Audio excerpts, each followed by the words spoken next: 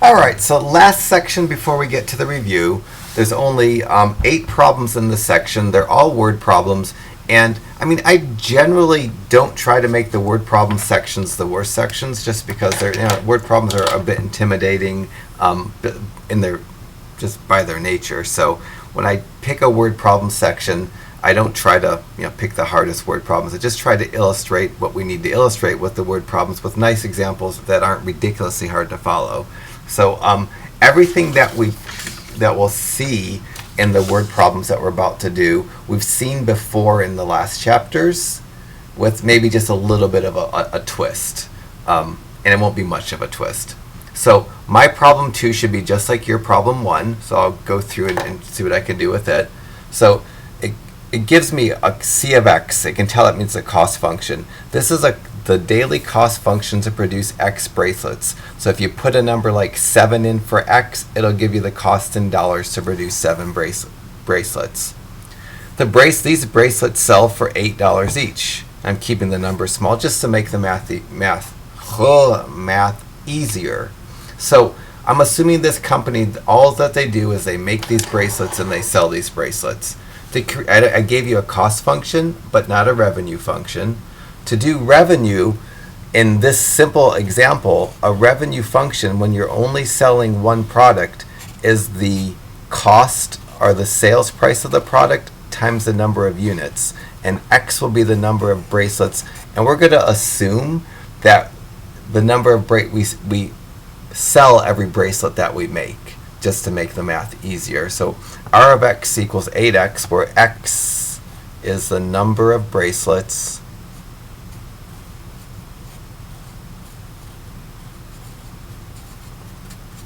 produced and sold. It would be more complicated if we're carrying some inventory. So that's all that it is, because they're only selling one product, a bracelet. They get $8 for every one that they sell. The next piece, we haven't created a profit function, but it's not terribly hard to do. In general, profit is revenue minus cost. The amount of money you take in less the amount of money that you spend is your profit. And so I'm going to create a profit function just like that. I'm going to take the revenue function and subtract the cost function. And I'm going to need to put the cost function in a parentheses before I subtract it. So P of X stands for a profit function. It's going to be the revenue function, 8X, minus the cost function, X squared plus 4X minus 40. That's going to give me the profit function is 8X minus X squared minus 4X plus 40.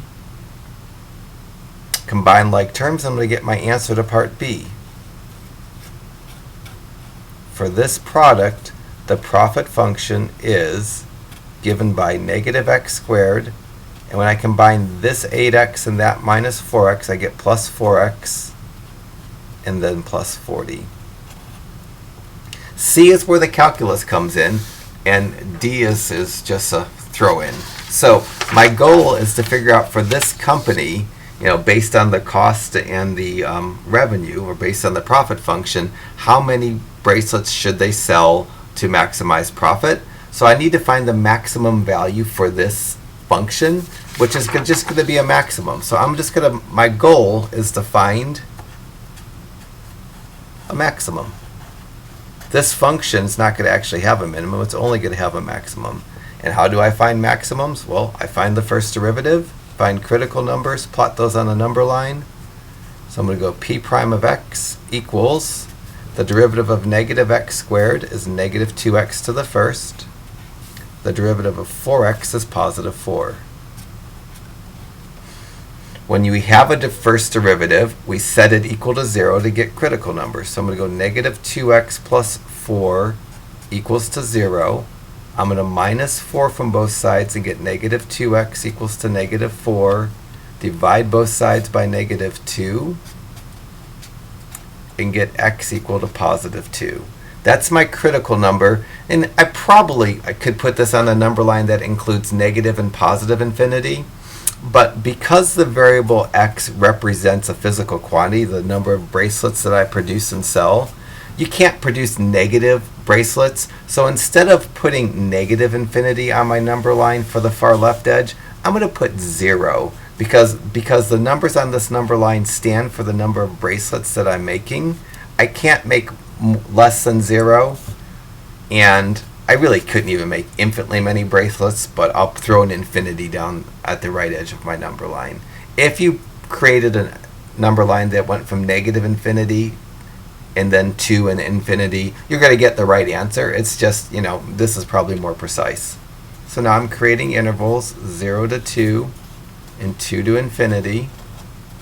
I have to plug numbers into my derivative. In this first interval, I'm going to plug x equal to 1. In the second interval, I'm going to plug x equal to 3. This means I need to do p prime of 1 and p prime of 3. And just like I did for the last bunch of problems in section 3.4, I'm going to graph the original profit function, negative x squared plus 4x plus 40, on my y equals screen. I'm going to do a zoom standard, and I'm going to use the dy dx feature to get these numbers just to save some time, although it wouldn't really be that hard to do without that. But just because that's all I've done so far, I'll continue to do it. So y equals clear negative x squared plus 4x plus 40 zoom standard.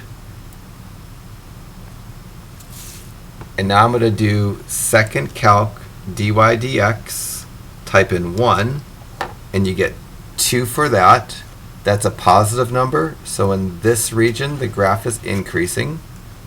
Next I'm going to do p prime of 3, so second calc dy dx, go in and plug the number 3 in, and you get negative 2. So the graph is decreasing in that interval. Actually almost done with this problem, believe it or not. And I could have got this by hand. The original derivative is negative 2x plus 4. I could have p prime of 1 is just negative 2 times 1 plus 4. That would have been negative 2 plus 4, and that would give me 2. So it wouldn't be that hard to do those by hand. Similarly, for p prime of 3, I could just have went negative 2 times 3 plus 4. That's negative 6 plus 4, that's negative 2. My calculator hardly saved me that much work, but it's just I was used to doing it that way. So this function changes from increasing to decreasing, so it has a maximum, and since my goal is to determine the number of bracelets to maximize profit, I want to find the point on the graph that's the maximum. Well, I know, so if I was answering like for the last section, I'd go this graph is increasing from 0 to 2. It's actually negative infinity to 2, but in terms of the bracelets, 0 to 2 makes sense. It's decreasing from 2 to infinity. It doesn't have a minimum, and it has a maximum at 2 comma something. I'm going to get the y coordinate of that something, and again, there's 2 ways to do it. The easy way to get a y coordinate is just to go second calc, hit enter on value, type the number in, and that gives me 44. The other way to do it would be to use the profit function. The profit function was p of x equals negative x squared plus 4x plus 40. I could have done p of 2 going equals negative of 2 squared plus 4 times 2 plus 40. And that would also give me the 44, but I'm like using the value screen. So what does this point mean? Well, the x stands for the number of bracelets, and because this is a profit function, the y stands for what this means, which is the profit. So my point, the point 244, which is the maximum, it tells me that the number of bracelets to sell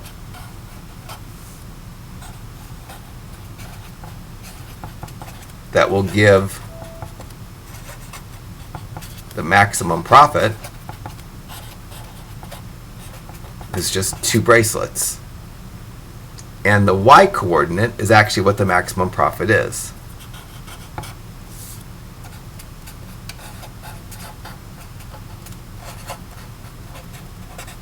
And I'm going to transfer those to here. So once I found the vertex, or the maximum point, I understand what each point on this graph. Each point, x is the number of bracelets that we sell. Because it's a profit function, the y is the profit. The vertex being the point 244, it's going to contain the next two answers. So for part C, the number of bracelets the company should produce and sell to maximize profit is going to be 2 bracelets. And for part D, the maximum profit is $44. That's all there is to do for number 2. Your problem 1 is going to be equivalently nice. In fact, all the problems will be equivalently nice. There's some twists that come up to make them a little more interesting than this, but ultimately they're all about the same. So there's your problem 1. So pause the video and give that a try. And then I'm going to move on and do number 4.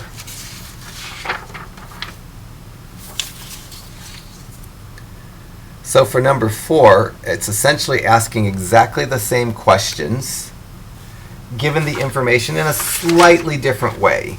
So as I read through the problem, this company makes widgets. A single widget costs the distributor $12 to produce. That's the cost and not how much we sell them for. The revenue, how much money we get from selling X widgets, is modeled by this function. So I give you a revenue function, and I'm asking you to create a cost function, as opposed to giving you a cost function and asking you to create a revenue function. So this particular item costs $12 to produce, and that's the only cost that's involved in this. That's all the costs rolled into one. And so the cost function for this will be like the revenue function for number 2. The cost function is $12 for each unit that we make, and X is the number of units that we're going to produce and sell. So X in this problem is the number of widgets. And just like in the last section,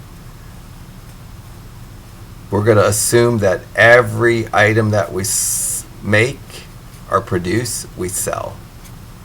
So the only twist between problem 4 and problems 1 and 2 is the information that was given to you is kind of in reverse. We were given a cost function in problems 1 and 2. In problem 4, we're given a revenue function.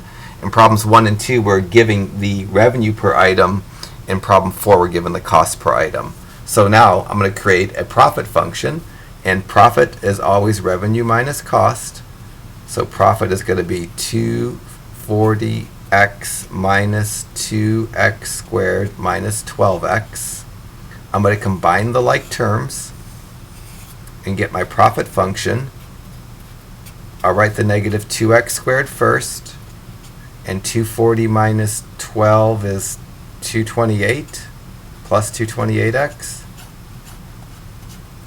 Just like in the first 2 problems, to find the number of, in this case, widgets to maximize profit, I need to find a maximum point. And just like I did for problem 2, I'm going to do the derivative work here. So to do the answers to part C and ultimately part D, I need a derivative. First derivative. The derivative of minus 2x squared is minus 4x. The derivative of 228x is 228. Now I'm going to get my critical number by setting the derivative equal to 0. I'm going to move the minus 228 over. I'm going to divide both sides by negative 4. Hopefully that works.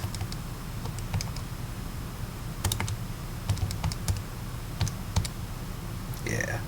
And this gives me x on the left side, and I just off-screen did this on my calculator, and I got 57. So just like I did in number 2, I'm going to put on a number line.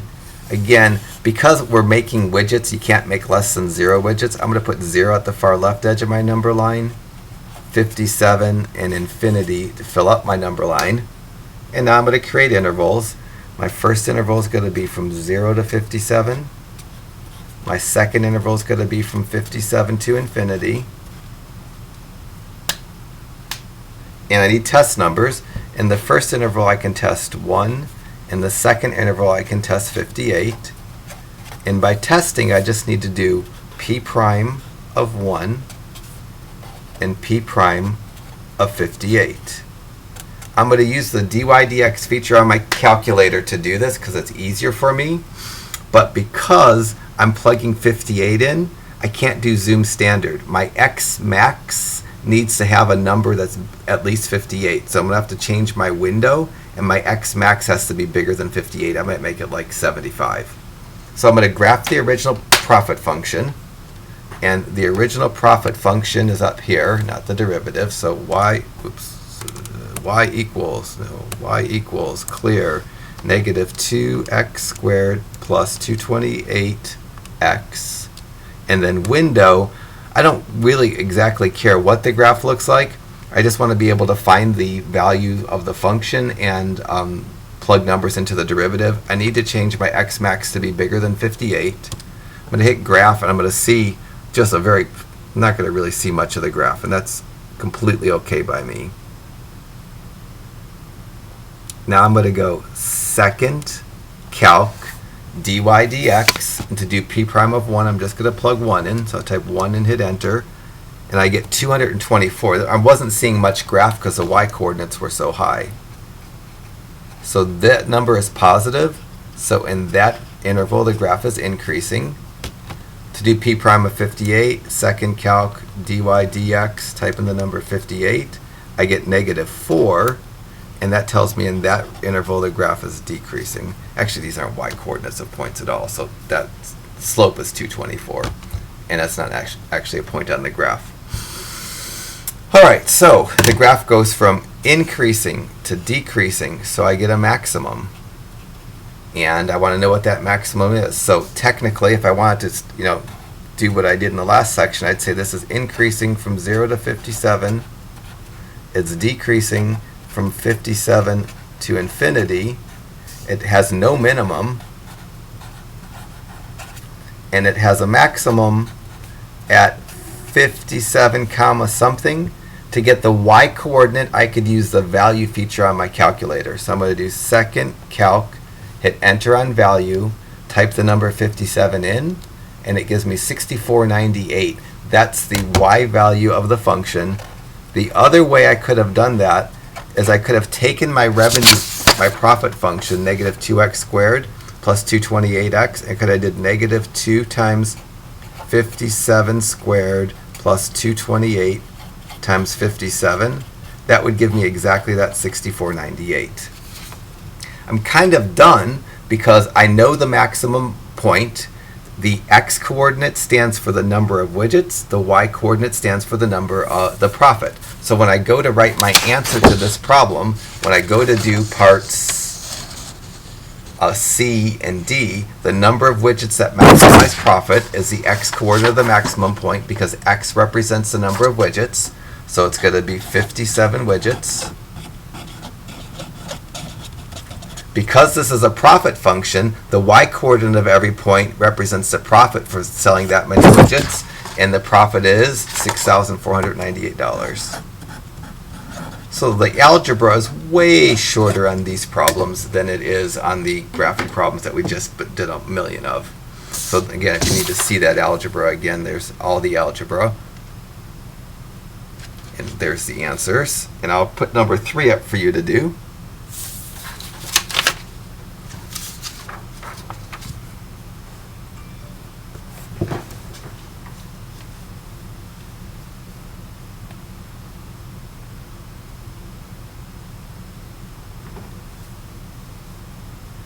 All right, so 5 and 6 have a little, something that I touched on in the last chapter but didn't do but one problem with. And it's not particularly hard, it's just something we need to touch on again. So, in this particular problem, it's a little more complicated. So, I have a headphone determines, a company determines in order to sell X units of a new headphone. the price-demand equation is given by this, P equals 1,000 minus X. Remember that this, if you put a number in for X, X stands for the number of headphones you want to sell. What it will give out is what you'd have to charge to give that number of headphones.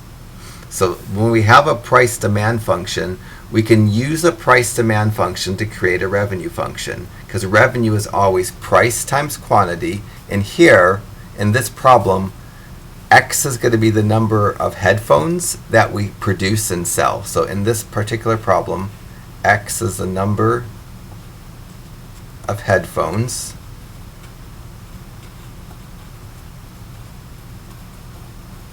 that we're going to produce and sell.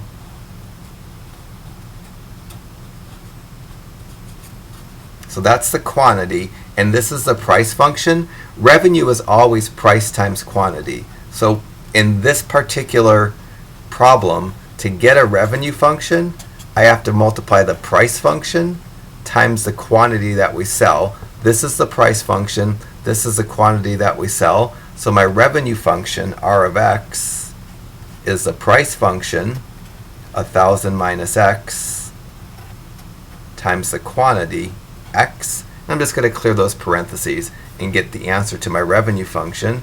My revenue function is 1,000X minus X squared. Now that we have a revenue function, the problem gives me a cost function, and I can find a profit function by subtracting the two. So my profit function is going to be my revenue function, 1,000X minus X squared, minus the cost function, 3,000 minus 20X. Because the cost function is a binomial, it needs to go in a parentheses. And so now my profit function is going to be 1,000X minus X squared minus 3,000 plus 20X. And when I simplify that, I just have to add the 1,000 and the 20X. I don't know if I could fit it in here. So my profit function, my answer to part B, is going to be negative X squared and then plus 1,020X and then minus 3,000. Kind of written kind of horribly, but that's the profit function with the room that I had. The C and D are going to be the same that we've been doing, and then we snuck in a part E. Because we have a price function, I can find out what price we need to charge to sell that many units. So how many units must the company produce and sell to maximize profit? I have a profit function. I want to find its derivative. So my profit function is negative X squared plus 1,020X minus 3,000. I'm going to find the derivative of this profit function. So P prime of X is going to be minus 2X plus 1,020. I'm going to take the derivative and set it equal to 0 to get my critical numbers. I'm going to minus 1,020 from both sides and get negative 2X equals negative 1,020. Divide both sides by negative 2 and get X equal to 510. I better do that off screen because if you make a mistake there, then you're sunk. So I'm going to go to my number line now and plot. Again, because I can't make less than 0 headphones, I'm going to start it off at 0, end it off at infinity, put 510 between. I'm going to get two intervals from 0 to 510 and 510 to infinity. In each interval I need a test number. First interval I'm going to plug in 1. Second interval I'm going to plug 511. I'm going to find P prime of 1 on my dy dx screen and P prime of 511 on my dy dx screen, which means now I have to graph this function on my y1, and my x max needs to be bigger than 511. I'll make my x max 600. So now I'm going to exploit my calculator. So I'm going to take the y equals clear and put this function negative x squared plus 1020x minus 3,000. And I need my window so that my X max is bigger than 500. So I did that for my window. I'm not worried about what the graph looks like so much. And I entered that function, negative x squared plus 1020x minus 3000. Need it to be graphed, even though I'm not seeing the graph because I don't have a very nice window. Now second calc for part, and then dy dx, type in 1 and hit enter, and I get 1018. Because it's positive, in this interval the graph is increasing. Then I'm going to do p prime of 511, so second calc, dy dx, 511, and I get negative 2. So in that interval, the graph is decreasing. Because the graph changes from increasing to decreasing, there's a maximum value at x equal 510. So what I know here is this graph increases from 0 to 510. It decreases from 510 to infinity. It doesn't have a minimum value. And the maximum value has an x coordinate of 510. I could get the y coordinate by going to the original function, going negative 510 squared plus 1020 times 510 minus 3000. I could do that from the main screen of my calculator, or I can exploit the value function on my calculator, which I'm going to do here. So to get the y coordinate of this point, I'm going second calc, hitting enter on value, typing 510, and I get, wow, $257,100. So X is the number of headphones, Y is the profit. Those are wildly profitable headphones, but I just try to keep the numbers manageable and the algebra or the calculus not ridiculous when I wrote these problems. And so the numbers maybe aren't like, 2 bracelets for maximizing profit. It's kind of a silly number, but again, I'm just trying to make the concepts followable with not grungy algebra or grungy calculus. So now I'm ready to do part C and part D because I know the vertex, and the vertex is going to contain the information I need for the maximum. How many units or how many headphones must they produce? It should be 510 headphones is what they need to produce. And how much profit will they make? A grand total of $257,100, which is amazing for 500 pairs of headphones. These are really nice, kind of maybe Beats headphones, I imagine. Last thing, what price per unit must be charged? That's actually very easy because I have a price function. If you give me the number of units that you need to sell, I can tell you the price. So the price per unit, I'm going to go P equals 1,000 minus 510. And it's going to be $1 because it's a price, so it should be, I guess that's $490. The next problem 8 is going to be just a duplicate of this. I don't think there's a thing new in problem 8. All right, so I'm going to flash your problem 5 up here and give that a go. Exactly the same kind of problem that I did.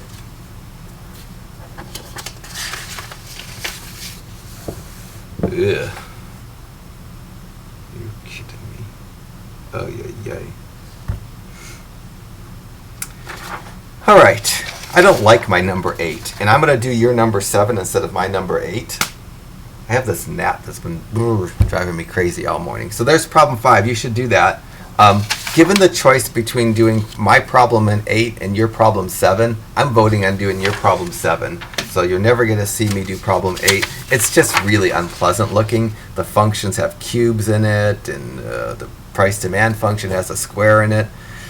I'm just afraid it's going to be a mess to follow. And problem 7 looks nice. So let's do number 7 together, and that'd be the last problem for this section. So just like problem 5 and 6, I have the daily production cost for a factory to manage X deluxe contour chairs. So they're making chairs. X is the number of chairs that they produce and sell. So in this problem, X equals the number of these chairs that they produce. And we're assuming they're going to sell every one that they produce. To create a revenue function, we have a price demand function. We just multiply that by X. So my revenue function is going to be the price demand function, 150 minus 3/2 x. I'm going to make that 1.5x. I think it's going to make my work easier to do. I could be wrong, but 3/2 is equal to 1.5. And that's a nice terminating decimal, so I can live with that. And so my revenue function is going to be 150 times x, which is 150x, minus 1.5 x squared. I have a cost function, and revenue minus cost is profit. So to do part B, my profit function is going to be my revenue function, 150x minus 1.5 x squared, minus, and then 500 plus 14x, and then plus, this is 1/2 x squared. I'm going to write that as 0.5x squared, because dividing by 2 is the same as multiplying by 1/2. This is kind of 1/2 x squared, or x squared over 2 is the same as 0.5x squared. It's just going to make the math, I think, a little bit easier. Could be wrong, but I think it's going to clean this up a little bit. Makes it so I'm not dealing with fractions. Clear the parentheses. I'm going to get a minus 500, minus 14x, and a minus 0.5x squared. Now I need to combine like terms. So I have a minus 1.5x squared and a minus 0.5x squared. Those are both negative. I add the numbers together. 1.5 and 0.5 is 2. So I'm going to get p of x equals to negative 2x squared. And then the x terms that I need to combine are a 150x minus a 14x. That's a positive 136x. And this constant just kind of drags along. So that's going to be the answer for the profit function. So my profit function for these chairs is p of x equals to negative 2x squared plus 136x minus 500. And now, same question. So what am I going to do? How many units must they sell to maximize profit? And what is the maximum profit? I'm going to do the derivative of this. So p prime of x equals negative 4x plus 136. I get my critical numbers now by going negative 4x plus 136 equals to 0. I get negative 4x equals to negative 136, and then 136 divided by 4 is 34, so I get now x equal to 34. That's the number that goes on my number line. And again, I'm going to start my number line off at 0 because I can't produce negative chairs. Can't really produce infinitely many chairs either. I'm sure there's some maximum number of chairs you could make. So my intervals are going to be 0 to 34, 34 to infinity. In this interval, I'm going to check x equal to 1. In this interval, I'm going to check x equal to 35. I'm going to do p prime of 1 and p prime of 35. And I'm going to use the dy dx feature on my calculator, even though it wouldn't be that hard to plug 1 into that function and 35 into that function. But I'd like doing it on my calculator. I feel like my calculator is not going to make a mistake that I'm going to make. So I'm going to enter the profit function of negative 2x squared plus 136x minus 500. And my window only needs to go up to like 40 because I need to get 34. So I'm going to change my window out of that 500 down to a 40 for the x max. I'm not worrying about the y's at all. I'm not worrying really what the graph looks like so much. And now I'm going to do second calc dy dx, type in the number 1 and hit enter. And I get positive 132. So in this interval, it's increasing. Again, what I have in is I have the profit function in, negative 2x squared plus 136x minus 500. I changed my x max to be 40 because I just needed to be bigger than 34. Now I'm going to do p prime of 35 by going second calc dy dx 35, and I get negative 4. So it's decreasing in that interval. So now I know where my graph is doing. It's increasing then decreasing, so I get a maximum. So technically, I know my graph is increasing from 0 to 34. It's decreasing from 34 to infinity. I don't have a minimum point, but I do have a maximum point. The x-coordinate of the maximum point is 34, and that stands for 34 chairs.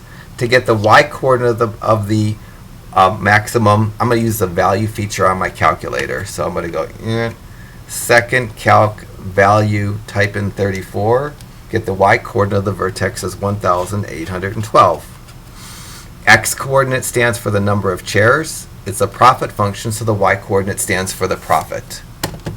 Now I can answer the questions for C and D anyways. For part C, how many units must the company sell to maximize profit? They need to make 34, and they're making chairs. That's the x-coordinate of the vertex, because the x stands for the number of chairs. And the y-coordinate of the vertex is the profit in dollars. That's $1,812. That's the maximum profit. I only have one thing to do, and that thing I'm worried about. Alright, so this is probably an awkward clip in, but as I was trying to do 7E a few months ago when I shot this video, I don't know, I maybe ran out of steam and I started doing some work in my head, and I did it wrong. So my work for 7E was wrong, so I'm going to cut that work out and insert the right answer. So what I need to get 7E done is simply I need the price demand function that we've been working with, either in its fraction form or its decimal form, and I need the answer to part C, that we need to make 34 chairs to maximize profit. To figure out the price per unit, I simply take the 34 chairs, plug it into the price demand function for the variable that represents the number of chairs, and in this price demand functions, X represents the number of chairs, and the P represents the price for each chair, or the price per chair. So to get the answer to problem E, I need a function that will tell me the price that we need to charge to sell our goal of 34 chairs, because that is the number of chairs that maximizes profit. I simply just need to take that 34 and plug it in for X into that equation. So I'm going to go price equals 150 minus 3/2 times 34. And I think in the video I made that 3/2 in the 1.5 just because it makes it a little bit easier to enter on my calculator. But I could enter that on my calculator, or I could enter this on my calculator. They'll both give exactly the same price, and whatever that comes out to be is the price that I need to charge to get that maximum revenue or maximum profit. So both of these should come out the same. Let me quit out of this, clear what's in there, and I can go 150 minus, if I use this version, I have to go 3 divided by 2 in a parentheses, and then times 34 in a parentheses. That will give me a price of $99. Or I can go 150 minus 1.5 times 34, and that'll also give me a price of $99. So regardless of if I'm uncomfortable or comfortable working with the decimal, it doesn't matter. I wouldn't be able to tell which one of these you entered on your calculator because they both give the same answer. So the answer to part 7E is the price that needs to be charged is $99. And that's suitable. This is a suitable answer. We don't need to take the time to write this as a sentence, but you could, if you want to, say a price of $99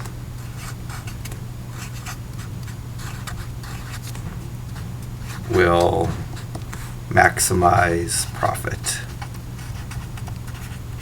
And we can get more wordy than that if we want to, but ultimately, if this was a test question, I'd expect to see this.